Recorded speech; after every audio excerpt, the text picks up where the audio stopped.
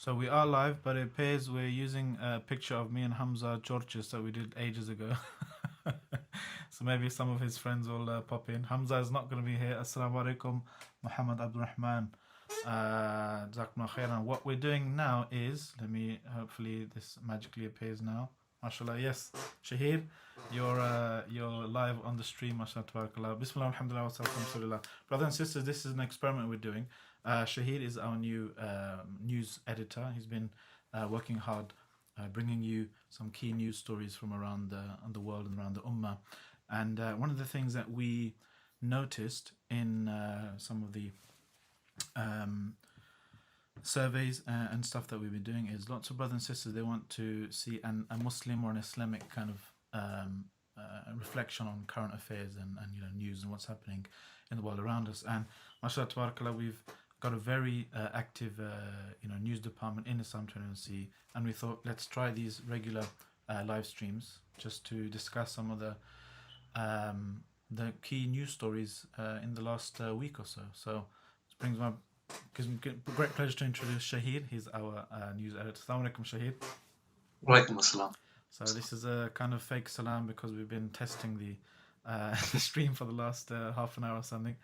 But why don't you start us off and tell us a bit about what's been going on and some of the stories that you think are important for the Muslim Ummah, our brothers and sisters, to be wary of. Sure. So obviously earlier today, there was that big story that broke about former Pakistani Prime Minister Imran Khan, who was involved in an assassination attempt. What we know so far is that I think one of the alleged attackers were killed on site and the other one was detained. But I think from reports, it seems that it was just a wound to the leg. So that's as far as we have on that story. But of course, it is quite concerning, because obviously last few months, since April actually, since he was ousted from government, he's been building up support and trying to, garner a lot more support, campaigning almost daily around the country. So it's quite concerning to see that someone was able to target him in the way they did. But we'll keep an eye on it, and inshallah we'll report on it as it goes. Yeah. So what else have been? I took been taking a few notes about what's been going on around the last few weeks and so. What are some of the things you would say that? So I think the main big thing would be this week would be the start of Islamophobia Awareness Month. Yeah. That started on Tuesday. So it's been a bit bittersweet this year. There was obviously the government news of Michael Gove and his allies scrapping the acceptance of the Islamophobia definition or creating an alternative. So that's not gone down very well. Obviously, that was, I think, on Monday, where Gove said that, he wants to tackle political Islam and it's a virus, and the fact that if there was such a definition of Islamophobia, then it would be quite detrimental to free speech. So he's quite against it, and as a result, the government have dropped accepting it altogether, which is a bit of a shame. There was also the story recently of our sister Shaima Dalali, NUS president. So she was ousted. At the moment, there aren't many details, but what we do know is that she was removed after, I think, there was sort of a push from, I think, Jewish students and the elements of the Zionist lobby, who questioned her role basically and who questioned her credibility. And so the latest on that. This is a really important case for just an outspoken Muslim, a critic of the Israeli apartheid Zionist regime, and daring to step out of their lane, so to speak. So it's a very important test kind of scenario for Muslims in the UK, if not in the West generally. She tweeted out, as I put up on the screen, on the first day of Islamophobia Awareness Month, I find myself being dismissed through Twitter. Exactly. So it's a shame. It's a real shame. And the fact that, as you say, I mean, the story was leaked to, I think, the Jewish Chronicle, and she found out through a social media platform. I mean, you can't imagine anything worse than to, realize that you've been kicked out of your post. And it's not even been made official. And the fact that the NUS website doesn't even have a statement on the issue is appalling. It's a testament to the power of certain lobbies and stuff, and it's just something that we need to obviously in a legal way fight back as much as possible. to exert our kind of our Exactly. rights to Yeah, and this is the thing. A disengage. lot of people have been saying as well that the fact is the office of the president of the NUS is an elected position. So the fact that she's been dismissed summarily, it's quite shocking. And obviously, I think a lot of members are rightly confused and outraged about the whole situation. Yeah. Cool.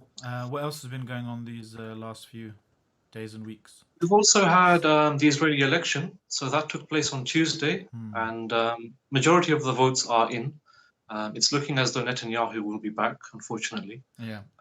That's obviously not looking good for Palestinian cause, for settlements, and so on. At the moment, he has been struggling to get votes with his Likud party, but through the help of a lot of extreme right-wing groups, he's been able to kind of garner support in the parliament. So we're looking at that very closely. I think in the next few hours or days, he will set up a government. We'll see who he installs as part of his cabinet. But yeah, as I say, it's not looking good because he's mentioned previously on repeated occasions that he's an advocate for settlement building, bulldozing Palestinian homes. He's not interested in the peace process. So we'll keep a good eye on that. Yeah. How is he compared to the person he replaced, or he might replace?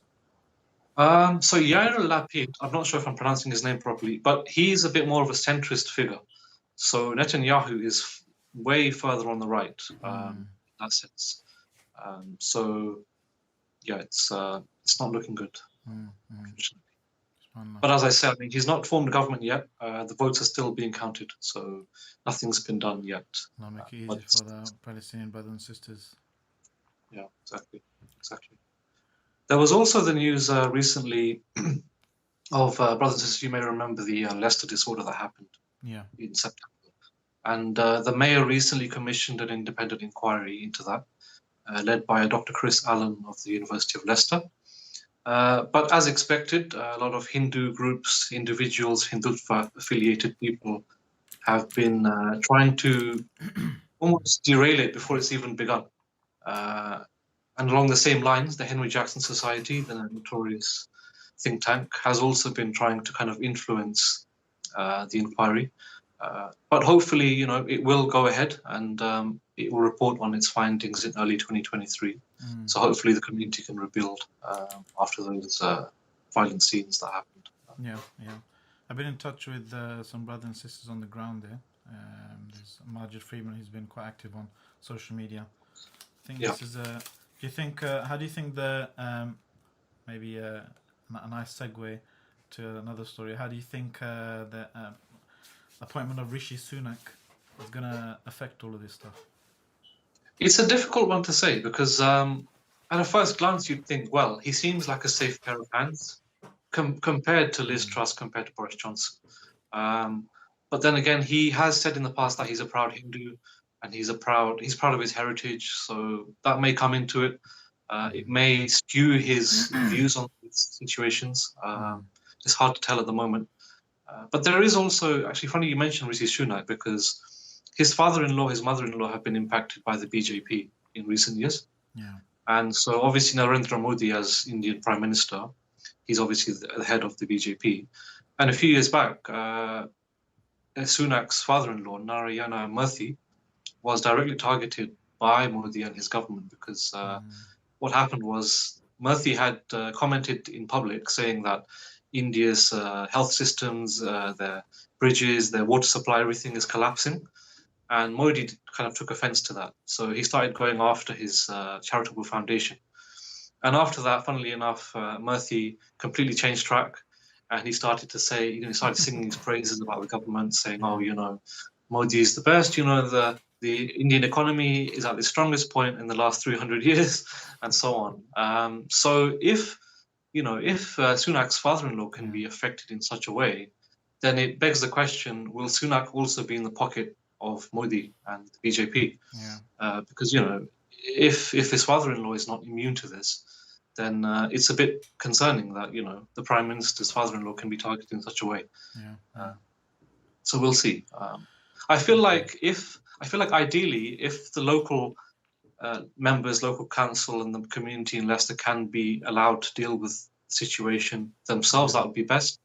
So I don't know if Rishi Sunak will involve himself in it, or or he'll stay clear. You also mentioned Xi Jinping continuing. Yes.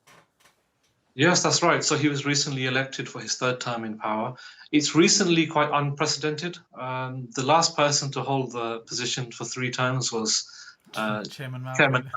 Yes, so Really? exactly. So yeah, it's not looking good there. I mean, it's very authoritarian already, but with the recent elections, he's been installing a lot of close allies into the main Politburo and the main positions in the country. So it And doesn't he's the bode well person, for. behind who, he's the person behind the escalation of the Uyghur genocide. Exactly, I was just going to And say our exactly. Uyghur So brothers and sisters, they said that he's kind of continuing his father's legacy. His father was kind of in charge of so-called Xinjiang province, which is East Turkestan, occupied East Turkestan. And when he's got this personal kind of issue as well, attachment to that. Speaking of which, next week on Islam 21C, we're going to be doing a Uyghur history week, inshallah. It's very interesting stuff coming up. Part of the Stand for Uyghurs campaign, we want to reconnect the Uyghur story, the story of the people of Turkestan and East Turkestan in particular, to the story of the rest of the Ummah. And there's some very important articles coming out next week about reconnecting some of our heroes of that and iconic figures of that region to the story of the rest of the Ummah. So please do stay tuned, brothers and sisters. Like I'm saying, like we've been doing, we've just been discussing some of our news views, main kind of headlines, if you want to say, of the last week or so. Many people don't know this, but we have lots of articles currently, regularly being updated on Islam 21C. People on YouTube and Facebook and Twitter and Instagram, which is going to be streaming on as well, inshallah. They probably don't know the extent to, mashallah, the types of stuff that the brothers and sisters, the team at Islam 21C, what they write about, they get up to. So yeah, please do visit islam21c.com, bookmark it, have a look, have a browse around it, and let us know any other stories, anything that you think we should be spreading to the rest of the ummah, anything that you think, any news stories that you think are important for Muslim brothers and sisters to be wary of. So here, anything else you want to bring our attention to? no, just thing I would add on that point is if any of your brothers and sisters have any, let's say, mostly positive stories, if you have anything of interest that you think we should cover, please do get in touch with our social media, with our emails, because we're definitely always looking for positive stories. So inshallah, that'll be very good. I mean, there have been some interesting, positive stories, some funny stories in the last week or so. We've had the kind of Halloween in Saudi Arabia, Yeah, Halloween and stuff. Oh my goodness. I mean, I sent a tweet, just some jokes out, and some of them kind of really went around the place, and I was getting kind of worried that I might get called into the Saudi embassy or something. But but I mean, it's an interesting thing there. Some people,